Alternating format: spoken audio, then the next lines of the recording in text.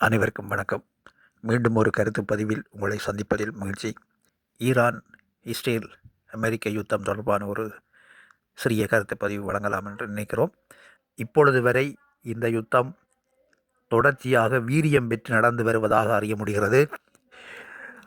அமெரிக்காவின் இராணுவ தளம் தொடர்ச்சியாக தாக்கப்பட்டு வருவதுடன் விமான எதிர்ப்பு கட்டமைப்பு தகர்க்கப்பட்டு ஈரானின் ஏவுகணைகள் இஸ்ரேலையும் அமெரிக்க இராணுவ தளத்தையும் மற்றும் இதர இராணுவ நிலைகளையும் பதம் பார்த்து வருவதாக அறிய முடிகிறது.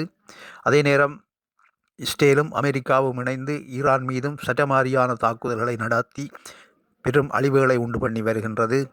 இந்த யுத்தத்தின் நீட்சியானது அந்த பிராந்தியம் முழுவதையும் ஒரு பதட்ட நிலைக்குள் தொடர்ச்சியாக வைத்து கொண்டிருப்பதுடன் இருப்பது மட்டுமல்லாமல் உலகளாவிய பொருளாதார தளம்பலையும் ஏற்படுத்தி உள்ளது. இதன் விளைவாக தென்னாசிய நாடுகள் பெரிதும் பாதிக்கப்பட்டிருக்கின்றன. இந்த பாதிப்பு தனி மனித வாழ்க்கையில் பொருளாதார ரீதியான தாக்கத்தை ஏற்படுத்தும் என்பதில் மாற்று கருத்தில்லை. வளைகுடா பகுதியில் இருந்த அமெரிக்க நிலைகள் நிரந்தரமாக வெளியேற்றப்படும் வரை தாக்குதல் தொடரப்படும் போலத்தான் தெரிகின்றது.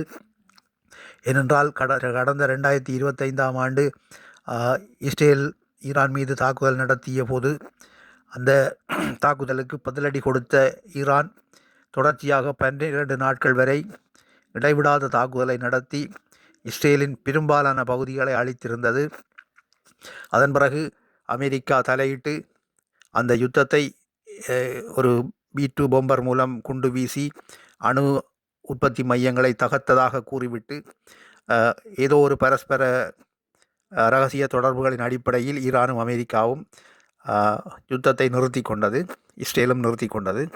ஆனால் அன்றைய நிலையில் அவர்கள் இஸ்ரேலும் அமெரிக்காவும் தங்களை ஒரு பாரிய தயார் நிலைக்கு கொண்டு வந்த பின்னர் ஈரானை தாக்குவோம் என்ற ஒரு தந்திரமான நோக்கத்தில் தான் அந்த யுத்தத்தை நிறுத்தி இருந்தார்கள்.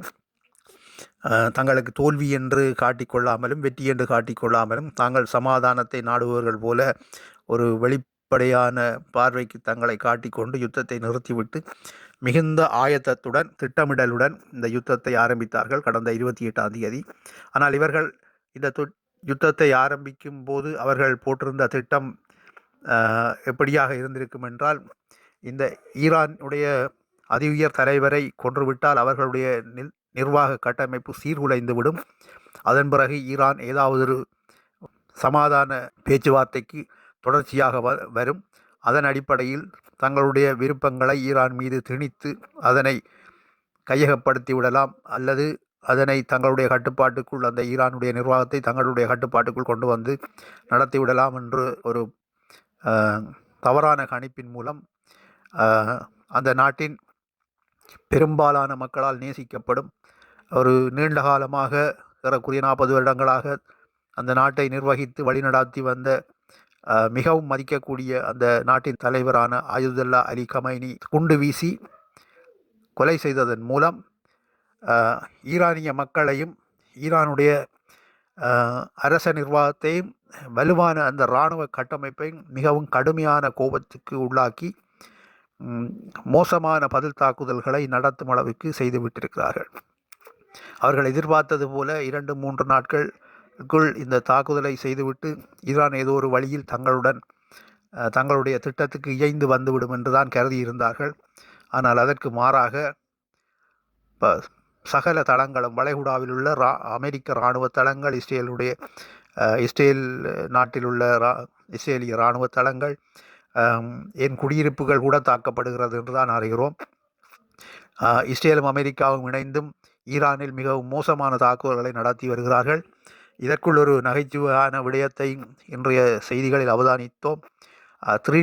3D வடிவமைப்பிலான படங்களை இராணுவ தளங்கள் போல நிலத்தில் வரைந்து விட அதன் மீது கொண்டே விலையுயர்ந்த பாரிய குண்டுகளை வெறும் தரையில் வீசிவிட்டு வந்திருக்கிறார்களாம் என்று இஸ்ரேலியர்கள் செய்திருக்கிறார்களாம் என்று அறிகிறோம்.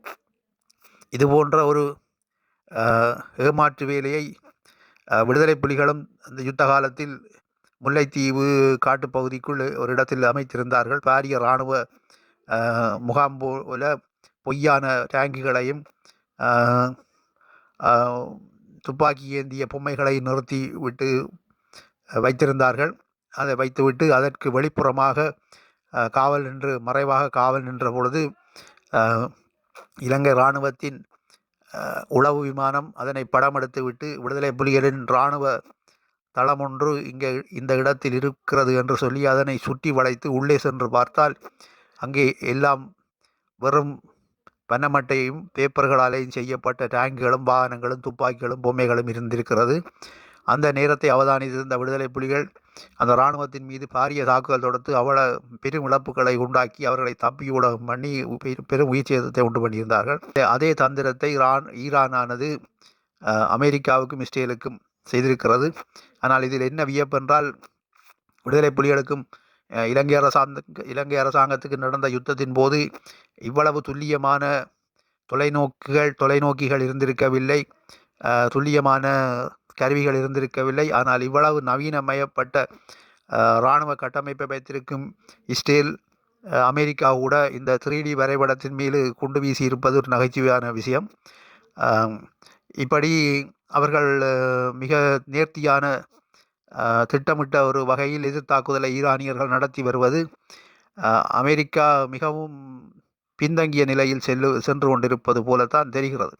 சமாதான பேச்சுவார்த்தைக்கு சீனா மூலமோ ரஷ்யா மூலமோ இவர்கள் முயற்சி செய்து கொண்டிருக்கிறார்கள் என்றும் செய்திகள் வந்து கொண்டிருக்கிறது. இருந்தாலும் ஈரானானது 1-2 வருடங்களாக திட்டமிட்டு வைத்திருந்த இராணுவ கட்டமைப்பு இல்லை.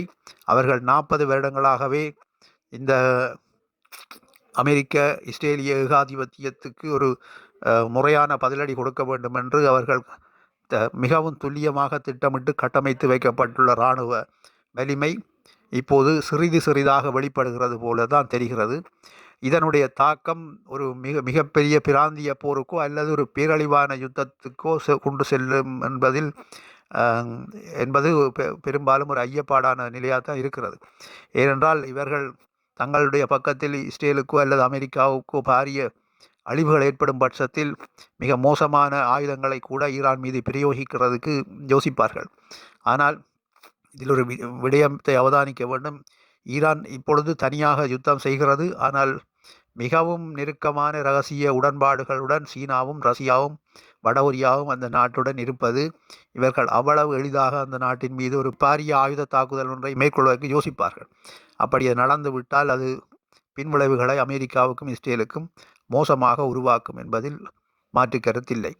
அதனால் இந்த யுத்தத்தை ஈரான் நிறுத்தினாலே அன்றி அமெரிக்காவோ இஸ்ரேலோ இந்த யுத்தத்தை நிறுத்த முடியாது என்பதுதான் உண்மை. ஈரான் தானாக மனமுவந்து தங்களுடைய தலைவரை கொல்வதற்கு போதிய அளவு இந்த நாடுகளை பழிவாங்கி விட்டோம் என்று திருப்திப்பட்டால்தான் ஈரான் யுத்தத்தை நிறுத்தும். அதற்கு பிறகுதான் இவர்கள் பேச்சுவார்த்தைக்கு செல்ல முடியும் என்ற நிலைமைதான் இப்போது இருக்கிறது. ஆகவே இந்த யுத்தம் ஒரு பிராந்திய யுத்தமாக மாறிவிட்டது. அது உலகளாவிய யுத்தமாக பரவுவதற்கு முன் இது நிறுத்தப்பட வேண்டும் என்பது எல்லோருடைய வேண்டுகோள். அதன்படி எதிர்காலத்தில் அடுத்தடுத்த நாட்களில் என்ன நடக்கும் என்று யாரும் எதிர்கூற முடியாத நிலையில்தான் இன்று இருக்கிறார்கள். நாங்களும் இந்த யுத்தம் நிறைவு பெற்று அமைதியடைய வேண்டும் என்று வேண்டுகிறோம். நன்றி, வணக்கம்.